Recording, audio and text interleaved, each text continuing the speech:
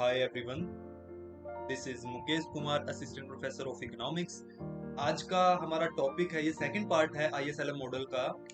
First part हमने पहले देख लिया है और मैं रिकमेंड करूंगा कि आप पहले हमारा आईएसएलएम का फर्स्ट पार्ट देखिए, क्योंकि जब आप फर्स्ट पार्ट देखोगे तभी आपको सेकंड पार्ट अच्छे तरीके से समझ में आएगा, अच्छे तरीके से आप इसके साथ कनेक्ट कर पाओगे।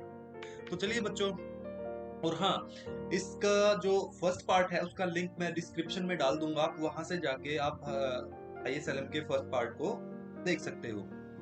तो चलिए टॉपिक को स्टार्ट करते हैं बच्चों। तो आज का जो हमारा टॉपिक है, हम एलएम कर्व बनाएंगे। पिछले लेक्चर में हमने आईएस कर्व के बारे में देखा और लास्ट में हम क्या करने वाले हैं, आईएस और एलएम के बीच में देखेंगे कि कैसे इकोनॉमी में इक्विलिब्रियम होता है। ठीक है बच्चों, तो चलिए एलएम कर्व की बात करते हैं। एलएम कर्व बच्चों, जैसे हमारा आईएस कर्व था, आईएस कर्व क्या था, उसमें हम इक्विलिब्रियम देखते थे गुड्स एंड सर्विसेज मार्केट के अंदर, कि इक्विलिब्रियम कैसे होता है, कैसे इंटरेस्ट रेट, कैसे लेवल ऑफ इनकम डिटरमाइन होती है गुड एंड सर्विसेज मार्केट में। अब जब हम एलएम कर्व की बात करते हैं तो हम बात कर रहे हैं मनी मार्केट की। ध्यान रखना बच्चों, आईएस में हम गुड एंड सर्विसेज मार्केट की बात करते हैं, एलएम में हम मनी मार्केट की बात करते हैं। तो एलएम कर्व क्या होता है, देखिए बच्चों, LM curve shows the relationship between interest rate and level of income that arise in money market. ठीक है, आईएस कर्व में भी हमने इंटरेस्ट रेट और लेवल ऑफ इनकम के रिलेशनशिप के बारे में पढ़ा था, बट वो हमें गुड एंड सर्विसेज मार्केट में बताता है। और यहाँ पे जो ये दोनों का रिलेशन है वो हमें मनी मार्केट में बताता है कि कैसे होता है। आई होप ये आप अच्छे तरीके से समझ गए होंगे। हाँ, मैं आपको थोड़ा सा ब्रीफ में आईएस कर्व के बारे में बता देता हूँ एक बार। तो आईएस कर्व क्या होता है बच्चों, आईएस कर्व भी रिलेशनशिप दिखाता है interest rate and level of income के बीच में, और ये रिलेशनशिप दिखाता है गुड एंड सर्विसेज मार्केट में कि कैसे होता है। गुड एंड सर्विसेज मार्केट के अंदर कैसे दोनों के बीच में रिलेशनशिप होता है। अब आईएस कर्व जो हमने बनाया था उसका बिल्डिंग ब्लॉक क्या था, आईएस कर्व हमने बनाया था केंजियन क्रॉस की मदद से। केंजियन क्रॉस की मदद से हमने आईएस कर्व बनाया था। आईएस कर्व, अब यहाँ पे देखिए एक बार मैं बता देता हूँ कि शेप कैसे थी आईएस कर्व की हमारी। वो भी हमें इंटरेस्ट रेट और इनकम के बारे में बताता है, और डाउनवर्ड स्लोपिंग हमारा आईएस कर्व था। ये हमें क्या बताता है, inverse relationship between interest rate and income. जैसे ये इंटरेस्ट रेट था हमारा और ये हमारी इनकम हो गई यहाँ पे। तो जैसे ही हमारा इंटरेस्ट रेट कम होता है, वो क्या करता है, इकोनॉमी में इनकम को इंक्रीज कर देता है।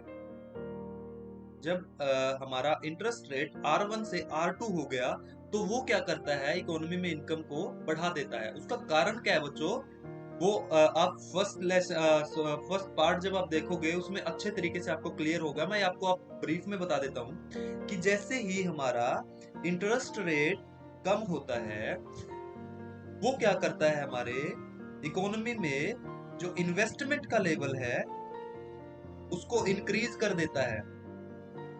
ठीक है बच्चों, जैसे ही हमारा इंटरेस्ट रेट कम होता है, उससे हमारी इन्वेस्टमेंट है वो क्या कर जाती है, स्टिमुलेट कर जाती है, बढ़ जाती है। और इन्वेस्टमेंट बढ़ने से आपको पता है इन्वेस्टमेंट और इनकम के बीच में रिलेशनशिप कैसा है, इन्वेस्टमेंट के बढ़ने से जो हमारी इनकम है वो भी बढ़ जाती है। तो आप देखिए, इंटरेस्ट रेट के कम होने से इनकम हमारी क्या हो गई, बढ़ गई। तो यही रिलेशनशिप आईएस कर्व हमें दिखाता है। तो आई होप आप ये समझ गए होंगे कि आईएस कर्व हमने कैसे कंस्ट्रक्ट किया था। अब जिस प्रकार से मैंने आपको यहाँ पे बताया कि जैसे आईएस कर्व को बनाने के लिए, यहाँ पे देखिए, आईएस कर्व को बनाने के लिए हमने केंजियन क्रॉस की मदद ली थी, उसी प्रकार एलएम कर्व को बनाने के लिए हमें जरूरत होगी the theory of liquidity preference. ठीक है बच्चों, तो liquidity, the theory of liquidity preference को हम देखेंगे और ये देखेंगे कि ये क्या होता है। ठीक है, तो यहाँ पे देखिए फर्स्ट लाइन में देखिए बच्चों, the theory of liquidity preference shows how interest rate determine in money market in short run.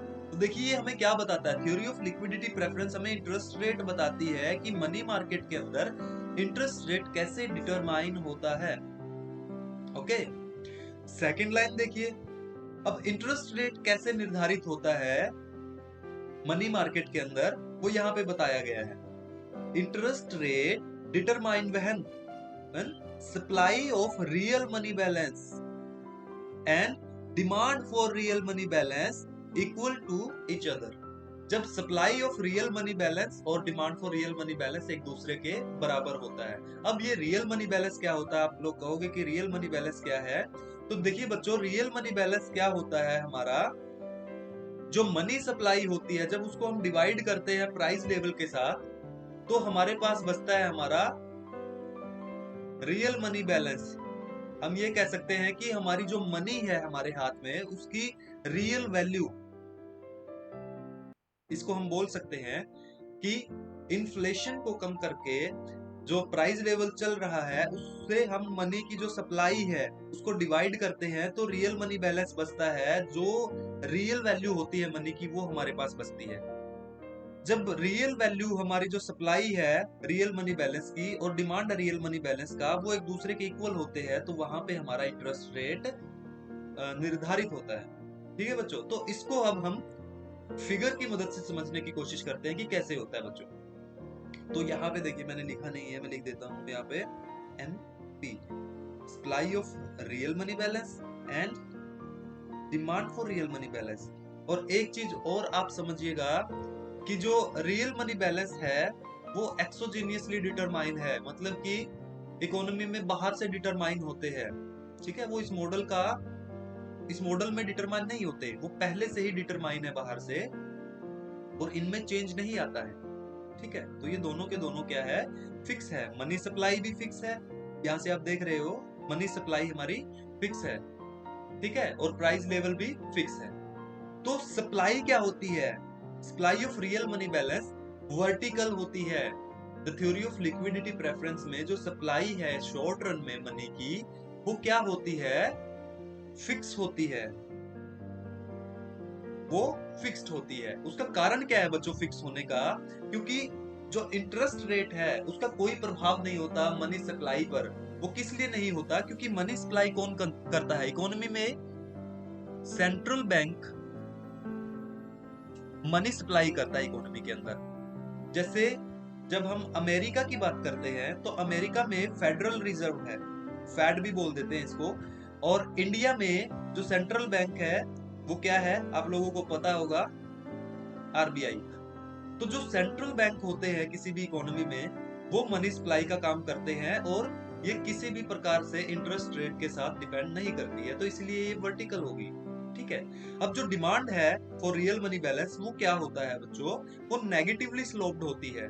उसका एक रीजन है क्योंकि ये इंटरेस्ट रेट के साथ इनवर्स रिलेशनशिप रखती है। जो डिमांड है वो इंटरेस्ट रेट के साथ इनवर्स रिलेशनशिप रखती है।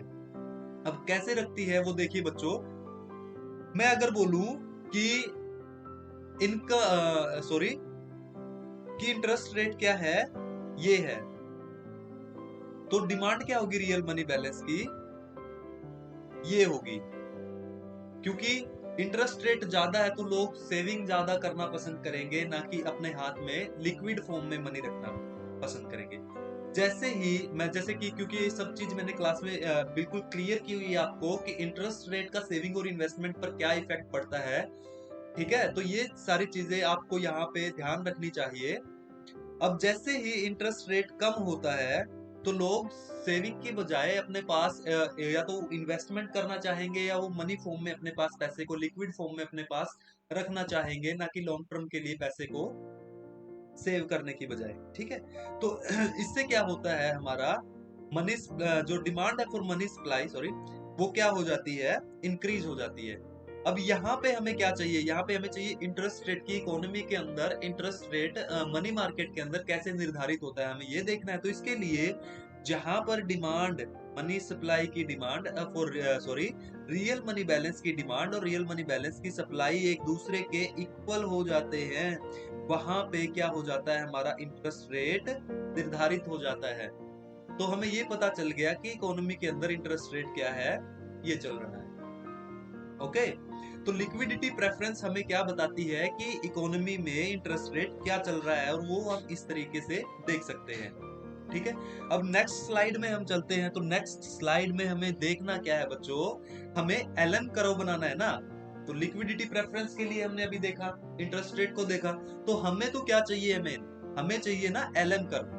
तो एलएम कर्व के लिए हमें क्या देखना है कि इनकम को कंसीडर करना है। ठीक है बच्चों, कि इनकम का मनी डिमांड पर क्या इफेक्ट पड़ता है और उससे हमारा एलएम कर्व कैसे कंस्ट्रक्ट हो सकता है। तो देखिए वही चित्र है जो हमने थ्योरी ऑफ लिक्विडिटी प्रेफरेंस में देखा था। तो इसमें अभी हमें एक चेंज करना है। अब हमें क्या करना है, मान लो कि हमारी इनकम क्या होगी, इंक्रीज होगी। इनकम इंक्रीज होने का इफेक्ट क्या पड़ेगा कि जैसे ही हमारी इनकम इंक्रीज होती है, डिमांड कर्व ऊपर की तरफ शिफ्ट कर जाता है। रीजन मैं आपको बताता हूं यहाँ पे कैसे शिफ्ट कर जाता है। कि जैसे ही हमारी इनकम, मान लो पहले 1000 रुपए हमारी इनकम थी, और हम लिक्विड फॉर्म में हम यहाँ पे देखते हैं कि हमारे पास हम कितने रुपए रखते हैं। तो मान लो कि 200 रुपए हम लिक्विड फॉर्म में हमारे पास पैसे रखते हैं, ताकि हमें कोई ट्रांजेक्शन करना पड़ जाए, कोई गुड या सर्विसेज हमें खरीदनी पड़ जाए, तो हम अपने पास रखते हैं 200 रुपए लिक्विड फॉर्म में। जैसे मनी रखते हैं, हम अपने घरों में मनी रखते हैं, या फिर और भी कई तरीके से हम मनी रखते हैं, तो वो सारी लिक्विड फॉर्म होती है हमारी। अब जैसे मान लो कि अब यहां से हम क्या करते हैं, हमारी इनकम मान लो 3000 रुपए होगी, तो हम क्या करेंगे, जैसे ही हमारी इनकम बढ़ती है, हमें पता है कि हम डिमांड ज्यादा करने लगते हैं गुड एंड सर्विसेज की। ठीक है, तो अब डिमांड ज्यादा करने लगते हैं, तो उसको डिमांड के लिए हम पे करेंगे। पे करने के लिए हमें ट्रांजैक्शन भी करने पड़ेंगे। ट्रांजैक्शन करने के लिए अब हमें लिक्विड फॉर्म में ज्यादा मनी अपने पास रखना होगा। तो पीपल जो है, लोग जो है, वो ज्यादा मनी लिक्विड फॉर्म में रखने की कोशिश करते हैं अपने पास।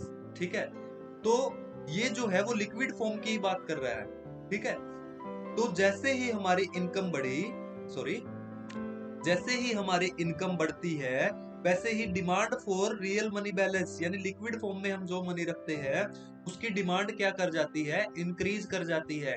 ठीक है, डिमांड इंक्रीज करेगी तो जो डिमांड कर्व है फॉर रियल मनी बैलेंस, वो अपवर्ड शिफ्ट कर जाएगा। जैसे ये कर गया, वो अपवर्ड शिफ्ट कर जाएगा जैसे ही हमारी इनकम इंक्रीज होती है। तो इसका इंटरेस्ट रेट पे क्या इम्पैक्ट पड़ेगा। तो यहाँ पे देखिए बच्चों, पहले यहाँ पर संतुलन में था, ये इक्विलिब्रियम पॉइंट था, तो ये अब कहाँ चला गया, ऊपर चला गया है, अब ये यहाँ पे पहुंच गया। तो यहाँ पे जाने के बाद जो इंटरेस्ट रेट है हमारा R1 से बढ़कर कितना हो गया, R2। अब इसी कॉम्बिनेशन को, क्योंकि LM कर्व जो है हमारा, वो कॉम्बिनेशन दिखाता है हमारी इकोनॉमी की इनकम और इंटरेस्ट रेट के बीच में। तो इसी को हम अब एक नए जो फिगर्स है उसके अंदर हम लिखने की कोशिश करते हैं। तो जैसे ही, अब देखिए यहाँ पे, जैसे ही हमारी इनकम, यहां से हमारी इनकम इंक्रीज हुई, Y1 से Y2 हमारी इनकम इंक्रीज हुई, तो इनकम इंक्रीज होने से अब यहाँ पे देखिए क्या हो गया, जो हमारा इंटरेस्ट रेट था वो R1 से R2 हो गया। तो यहाँ पे लिखिए सेम, चलिए, हमारा इंटरेस्ट रेट R1 से R2 हो गया जैसे ही हमारी इनकम Y1 से Y2 हुई। अब जब इनकम हमारी Y1 थी, तो इंटरेस्ट रेट R1 हमारा था, तो इन दोनों पॉइंट को हम मर्ज कर देंगे। और जब हमारी इनकम बढ़ के Y2 हो गई, तो इंटरेस्ट रेट साथ में मनी मार्केट में क्या हो गया, R2 हो गया। तो अब इन दोनों पॉइंट को हम मिला देंगे, और जब ये दोनों पॉइंट हम इनको हम मर्ज करते हैं, तो हमें एक अपवर्ड स्लोप कर्व मिलता है।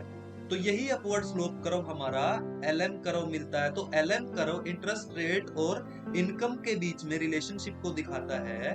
और ये कैसे रिलेशनशिप दिखाता है, पॉजिटिव रिलेशनशिप दिखाता है। जैसे इनकम बढ़ती है, इंटरेस्ट रेट भी हमारा बढ़ता है। ठीक है बच्चों, अब LM कर्व हमें मिल गया, IS कर्व हमने फर्स्ट पार्ट में किया था। अब यहाँ पे हमें क्या करना है, हम ये देखना है कि इकोनॉमी के अंदर शॉर्ट रन में हमारे इनकम और इंटरेस्ट रेट कैसे निर्धारित होते हैं इन goods and services market and money market, दोनों मार्केट को मिला के हमारा मनी मार्केट।